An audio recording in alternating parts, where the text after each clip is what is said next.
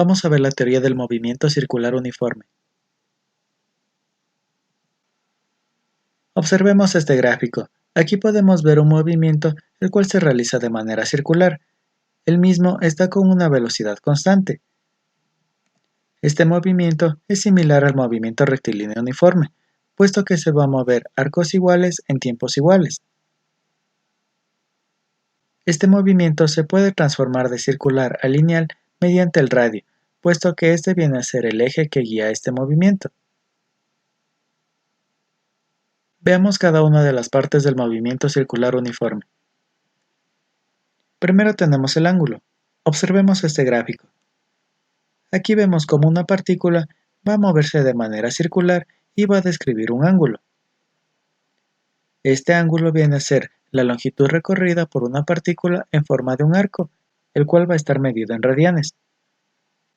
La fórmula del movimiento circular uniforme y movimiento rectilíneo uniforme es similar en muchos aspectos, como por ejemplo, el ángulo viene a ser una distancia, tenemos una velocidad y tenemos un tiempo. La diferencia es que esta longitud va a ser en arcos, esta va a ser una velocidad angular y este es el tiempo que se produce el movimiento. En el sistema internacional este ángulo debe ser medido en radianes.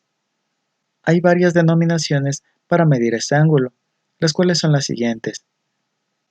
Una vuelta o revolución.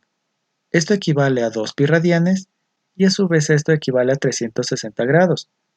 Este arco, que es el movimiento que realiza la partícula, puede transformarse a una longitud a través de su radio, para lo cual vamos a tener la siguiente fórmula.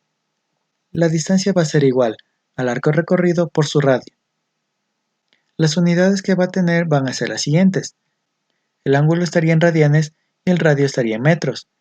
Estos radianes son adimensionales, es decir que si nosotros lo multiplicamos por una unidad, esta va a desaparecer, por lo cual la distancia estaría medida en metros.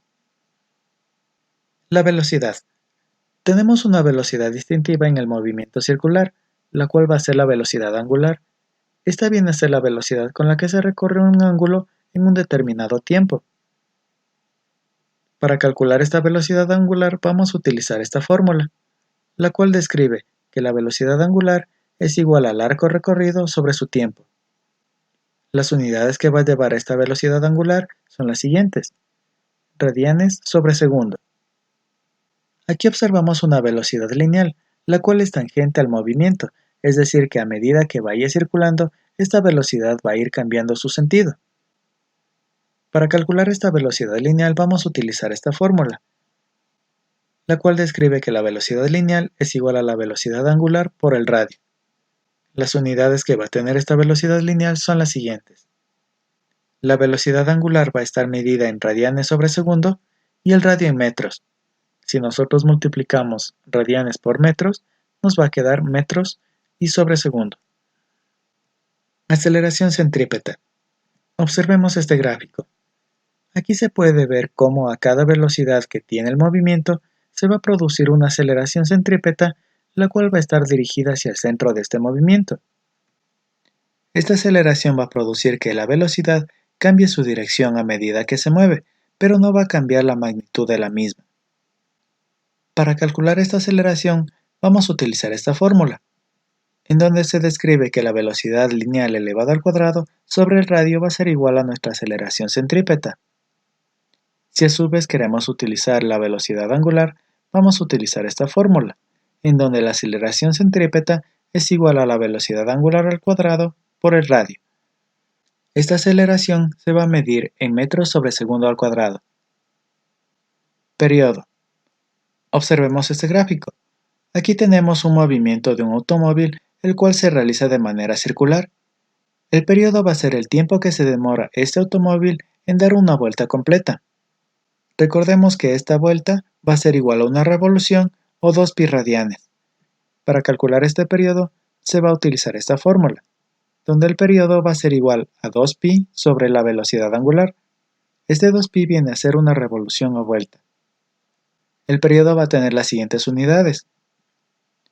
1 que sería de este coeficiente sobre radianes sobre segundo de la velocidad angular.